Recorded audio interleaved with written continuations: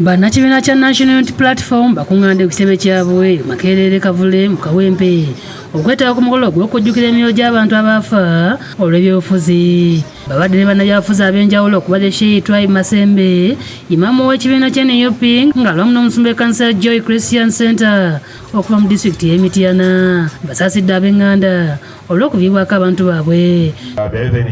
يعلم ما بين أيديهم وما خلفهم ولا يحيطون بشيء من علمه. Leo batuna wangula eggwanga lino okulijja mu katyabaga ketulimu tuve mu kwekiriranya tuve mu kubeera bannanfuusi.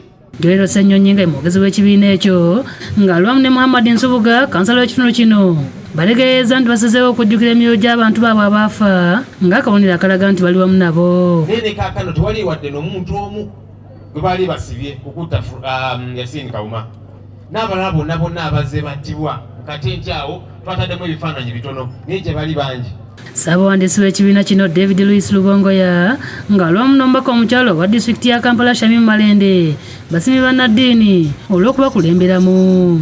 Buli lwe muba nga muli eyo ng'oli meya ng'oli MP ng'oli kansala ng'oli ki ng'oli secretary general ng'oli president nga kyonna obuvunaanyizibwa bwonna bw'oba ng'olina mu struggle eno nga tona taking a decision lowooza ku bantu bano. Olwekyo bwe tukuŋŋaana okubajjukira ku lunaku nga luno kiba kirungi ate kiba kisaana ne tuba nga ffenna tufuna ekyokuyiga mu nsonga zino. David Tamale yakusakidde eggule lino.